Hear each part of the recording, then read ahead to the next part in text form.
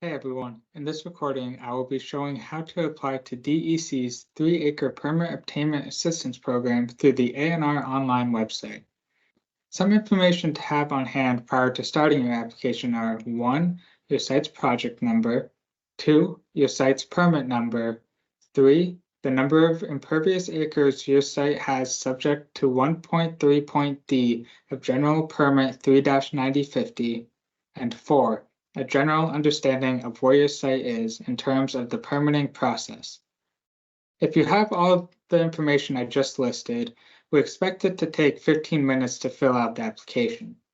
If you do not have that information, we expect it to take about 30 to 40 minutes for you to find that information and fill out the application. A disclaimer for this is that this application is only for the funding portion of your permit. This is not the application for receiving the actual 3-9050 permit itself. You must apply for this program before October 31st, 2024, as the funds related to this program need to be encumbered by the end of this year. There will be no exceptions to this deadline, and due to this, we are urging sites to apply as soon as possible. In this section of the video, I will go over how to find the 3-acre permit obtainment assistance form in ANR Online. First, you'll need to open up a web browser of your preference. I will be using Google Chrome. Next, you'll need to follow this link, anronline.vermont.gov. This will bring you to the ANR Online homepage.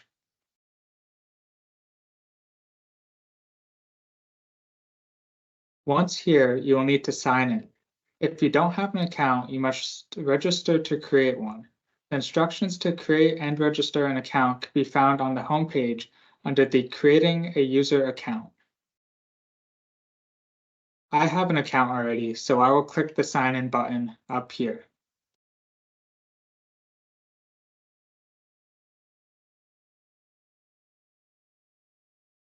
Once you are signed in, you will click on the Form Finder in the top ribbon. When here, you will type ARPA 3-acre permit assistance form into the search bar, and it will be the first form that shows up. Once you click this, I encourage you to read through the cover page as it will go over general information about the program, such as a quick look as to whether you may or may not be eligible for the program. It will look at our budget. It will give the financial assistance that you will receive under this program if you are deemed eligible, and it will also give a brief instructions on filling out the application. You can apply at any point in the permitting process. You do not have to have an authorized permit or an engineer in order to apply.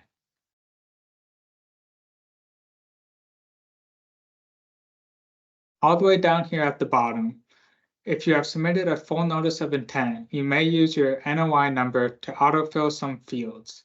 It should have the following structure, as this highlighted here.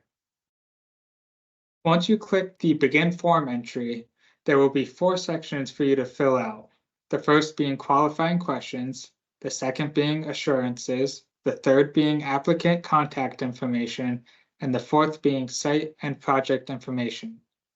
I will be walking through each of these next. One thing we would like to know is that some questions in this application will refer to the site as the applicant.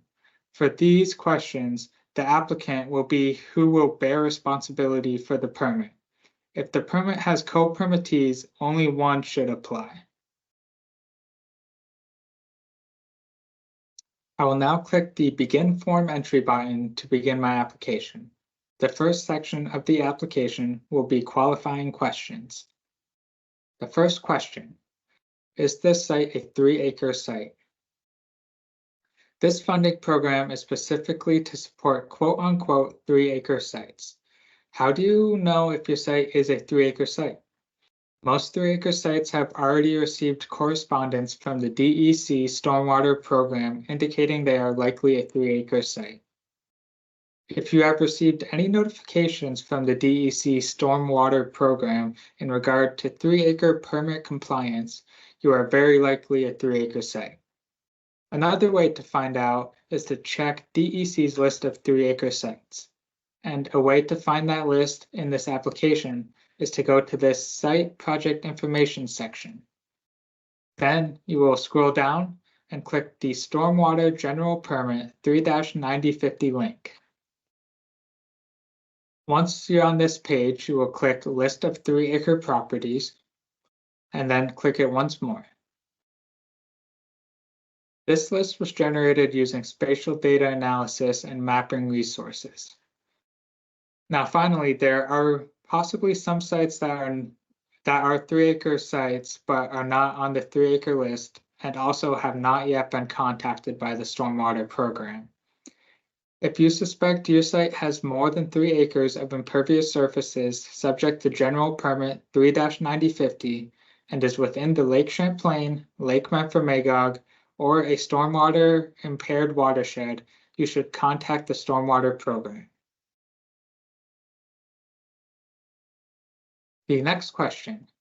If your site is located within a municipal separate storm sewer system, also known as a MS4 community, it may have been integrated into the MS4 permit.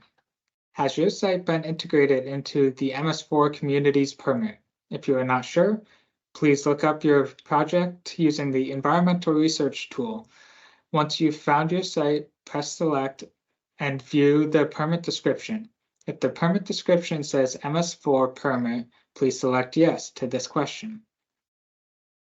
There are 13 towns in Vermont that are MS4 communities. Please see the link below this question to learn what towns are MS4 towns. That link will be right here. You click on that, it will go to your downloads, you will open it, and then you can see all the MS4 communities. This means that they are subject to additional permit requirements. And even if you are located in a MS4 community, this does not mean your site was incorporated into the MS4 permit. Incorporation in the MS4 permit means your site was included as part of the pollution reduction target set for the entire MS4 community, and therefore your site is no longer considered a standalone 3-acre site requiring 3-acre permit coverage.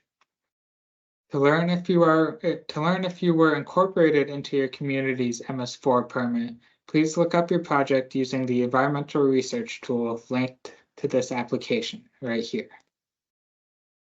You'll type your project number right here, and then you will click on your most recent permit. The way you can tell if your site is included in a MS4 permit is the following. The permit description says MS4 permit. The permit status would say replaced by XXX-9014, and that XXXX will be your project number. Finally, the permittee name would be the town or city name. If you are still confused as to whether your site is included in your community's MS4 permit, we recommend consulting with your municipal staff to confirm if your site is integrated into the applicable MS4 permit. The next question. Is the applicant a manufactured housing community, also known as a MHC? A manufactured housing community is a term that may be interchangeably used for mobile home parks, trailer park communities, and manufactured cooperative housing corporations. So if you are a manufactured housing community, please select yes. If you are not, please select no. The next question. If you're applying as a business, is the business classified as a small business? To be classified as a small business, the business must have submitted a self-certification in SAM.gov. The business attests that they have self-certified in SAM.gov if yes is selected below. If you are a small business, you must self-certify as such on SAM.gov. Now, this can take a few weeks for their review process, so we are urging you that you do this as soon as possible. We are unable to help you determine whether you are a small business, as definitions will vary by industry, and we defer to the SBA certification process for that confirmation. If you are a nonprofit small business, you do not need to self-certify because SBA doesn't consider nonprofit businesses as small businesses enterprises. Instead, please select not a business, then identify your site as an entity, and then select not nonprofit from the drop-down. The POA program may be reaching out to you for verification of your site's nonprofit status. The link to sam.gov will be found right here below that question. The following question: is the 3-acre site a state or federally owned property? If you are, please select yes. If not, please select no. The next question: is the applicant a public school? If yes, the applicant cannot receive funding under the 3-acre permit obtainment assistance program if they are eligible for the Green Schools Initiative. The Green Schools Initiative is specifically designed to support public 3-acre schools in 3-acre permit obtainment and construction. Entities eligible to access support through the Green Schools Initiative should apply for funding through that program. You can learn more about the program through this link here. The next question: is the applicant applying for this program as an individual, a landowner, or an entity? If you are unsure what to put for your site, a good rule of thumb is to look at the listed permittee for your site. If the listed permittee is an individual's name, you're likely applying as an individual. If the listed permittee is a town, association, organization, business, or other, you are likely an entity. Even if you are the only person in your business, please select entity. If you are applying on behalf of a homeowners association, please select entity. If you are applying on behalf of a small business, please select entity. If you are applying as a single or multi-family homeowners, select individual. Now, when you select entity, a drop-down will appear, and there it will ask you to clarify what type of entity you are. The final question for this section: where in the 3-acre permitting process would you classify your site? Please select one of the following. How you answer this question will not affect the site's eligibility for this program. We are asking this question to get a better understanding of how close your site is towards receiving permit authorization so we can understand what payment pathway you will follow. If you have questions regarding payment pathway, I will direct you to the recording of the POA webinar where that is explained in detail. The recording of the POA webinar can be found on our website. Once you are done filling out the Permit Assistance Qualifying Questions section of the application, you will then click the button at the bottom for the next section, Assurances. For this section, an authorized signatory must attest to the following numbered statements below by checking the box next to the statement and signing this document. An authorized signatory is someone allowed to act on behalf of the site. If you are applying as an entity, the entity most likely has bylaws on who can serve as an authorized signatory. For convenience, I will provide a plain language interpretation of each statement, but please know that for the purpose of attestation and signature, only the language of the enumerated statement shall be given legal effect. So, the first one is essentially saying, I am asking as an individual or as an authorized representative on behalf of my organization, the state, for the funds I am applying for, which are ARPA funds. Number 2 is essentially saying, I will only use approved funds for the purpose for which I submitted an application to the state for this ARPA program. Number 3 is essentially saying, I will be required to demonstrate that the amount of funds I am requesting is used for eligible purposes by documents and information the state asked me to obtain and provide. Number 4 is essentially saying, if I don't need or use my entire award, I am required to give the remainder back to the state, and if I used the money on something that was not eligible, the state may recover the amount or value of ineligible funds. Number 5 is essentially saying, I must repay the award or any portion of it if DEC determines that either funds were issued in error or on the basis of incorrect information provided to DEC, or I received federal funds or loans for any portion of the same eligible costs.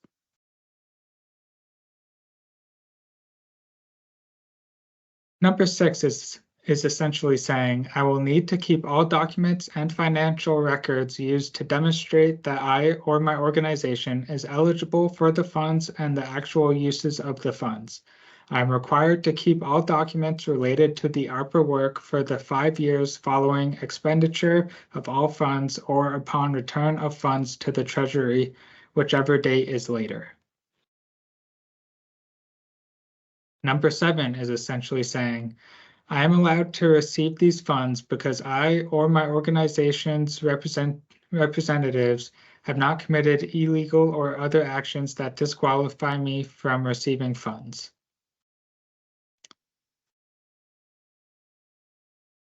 Number 8 is essentially saying, DEC and other state entities can verify my or my organization's income for the purpose of this award. Number 9 is essentially saying, DEC can share the size of my award and tax ID number with the U.S. Treasury. Number 10 is essentially saying, I am or my organization is up to date on tax filing. Number 11 is essentially saying, I or my organization will follow state and or federal law. Number 12 is essentially saying, if I am applying on behalf of a business, my business is registered to do business in the state of Vermont with the Vermont Secretary of State.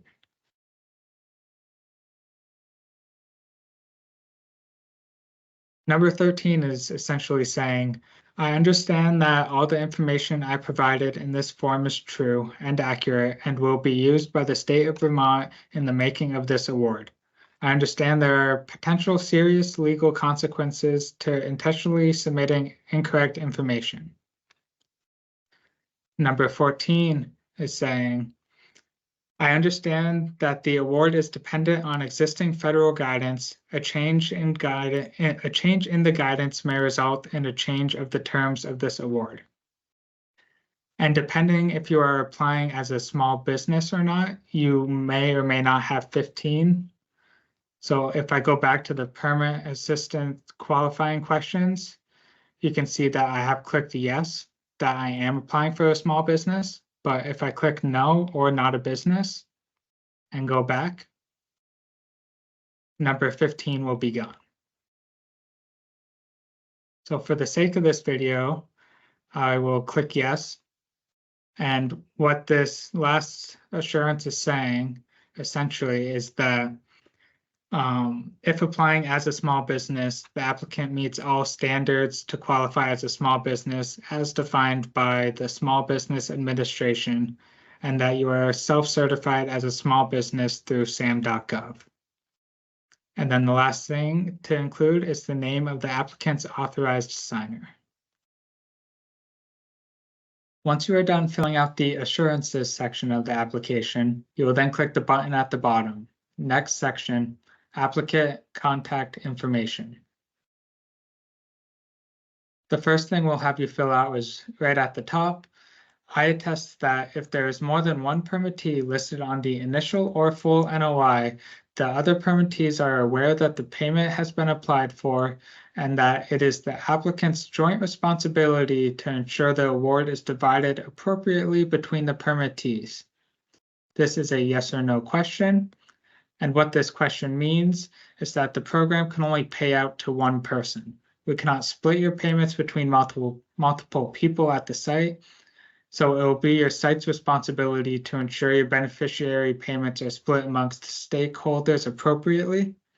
You need to agree to this clause in order to be eligible for this program, even if you are the only permittee listed on the initial or full NOI. The next few things for you to fill out are administrative. The first being the business or association name as listed on tax returns, then the point of contact's full name, followed by the point of contact's title. Next is the contact information for your site. So we'll ask for the point of contact's primary phone. You can list a secondary phone, but that's not needed. And then the point of contact's primary email. You can list a secondary email, but that's not needed.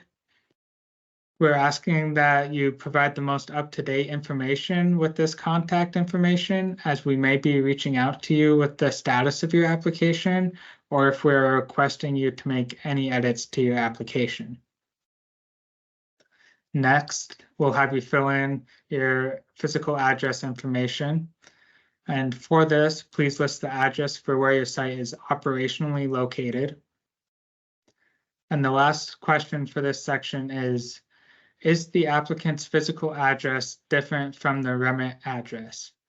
A remit address is a destination for sending checks and invoices. So if this is different, if this is a different address than your physical address, please click yes and fill in the necessary fields.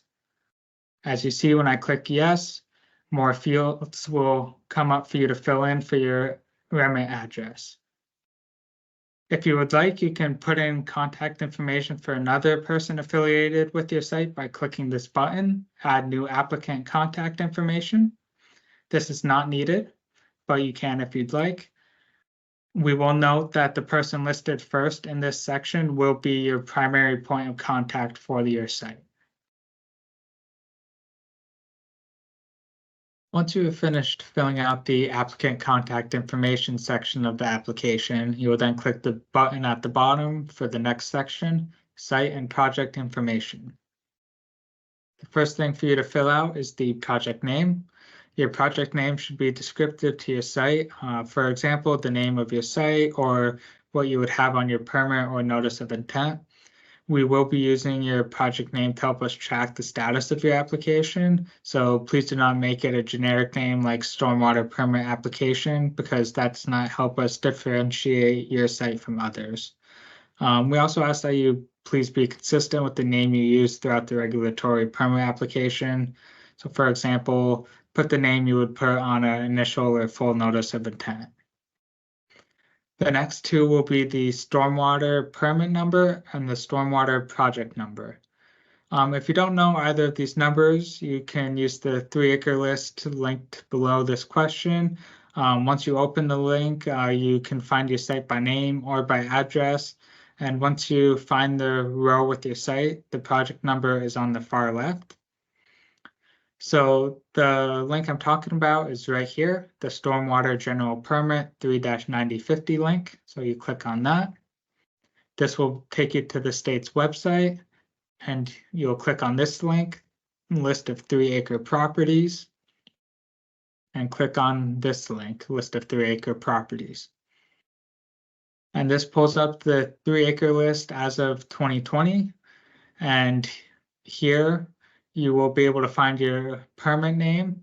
So CF Real Estate Holdings, LLC. For example, their project number would be 9050. Now, this is a big document. There are 38 pages. So we do recommend using the Control F function. And let's just say Town of Barry. That will bring us to the line with Town of Barry for the permit name, and you can see their project number right there. Next is the date of full NOI submission. This is if applicable, so it's an optional field. This is only for if you have submitted a full NOI. Please do not fill this out unless you have done that. And the next thing is the Permit Navigator number. This is another optional field. The Permit Navigator tool is an agency-wide tool whose purpose is to help sites learn whether other permits may be required at their site, so that they can couple all necessary design work into the same project. If you don't already have a Permit Navigator number, you can click the link in this application. I'll pull it up now. So once you're here, you will then click Get Started up at the top. And then please read this information and the disclaimers. You'll have to click this box confirming that you've read and understood the disclaimer, and then you'll click Next. You will fill out all your contact information, and then under which category describes you, please select business, municipality, or government entity. If you select individual, you might be halted as there won't be any appropriate project type options for your site. So I'll select that. And then under please select the industry that best describes your business. Please select other sectors right here. And then will you be performing new construction or renovation? Yes or no question. I will just say yes for this video. And then this map will come up, and from here you will just find your site. And I will just use the National Life in Montpelier.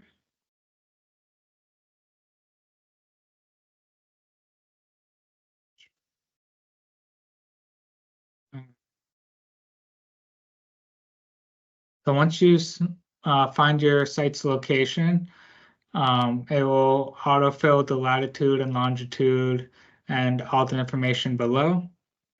And here you'll click Next. And then this will bring you to general questions for you to fill out for your site. Again, although this is an optional field and you're not required to have a Permit Navigator number, we are urging folks to use the Permit Navigator tool, as requiring other permits is a very helpful thing to know in the early phases of design projects.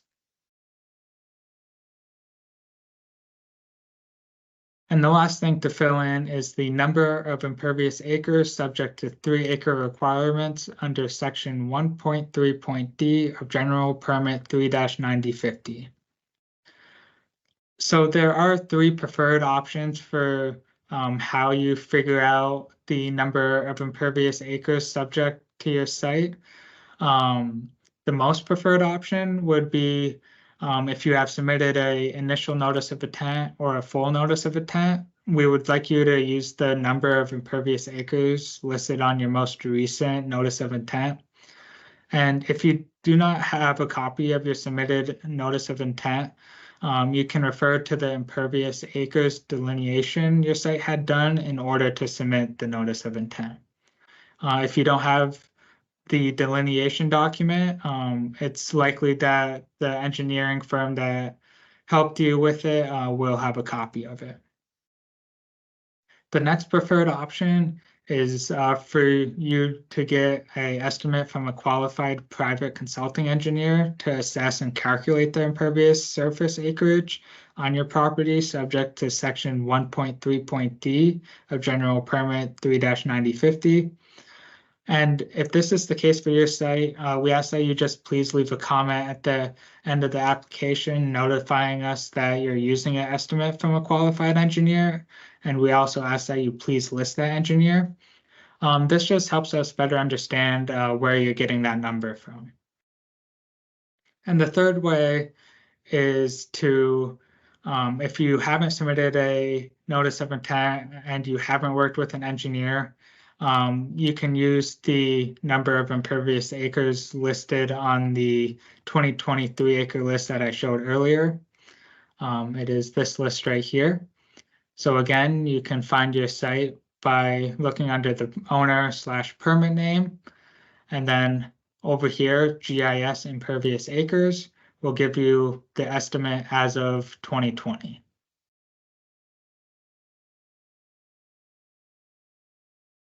Once you have completed the Site and Project Information section of the application, there are 3 remaining sections: Attachments, Review, and the Certify and Submit section. To get to the next section, you will click the button at the bottom for Attachments. To upload attachments, you will click the Choose File button, and this will pop up your File Explorer, and then you will double-click the files you wish to upload. One example of a file that you may want to include is an engineering estimate to justify the amount of impervious acres your site has if you are not using the number off of your notice of intent, if you have submitted one, or if you're not using the number based on the 2023 acre list that I showed earlier. Once you have uploaded all the files that you wish, you will click the button at the bottom for Next Section Review. Here you will double check your answers for every section. We ask that you please review carefully and make sure that all the information is correct. And once you have finished confirming all the information is correct, you will then click the button at the bottom for Next Section, Certify and Submit. On this page, there will be nothing to fill out, but there are a few more attestations and certifications for you to review, so please look over this.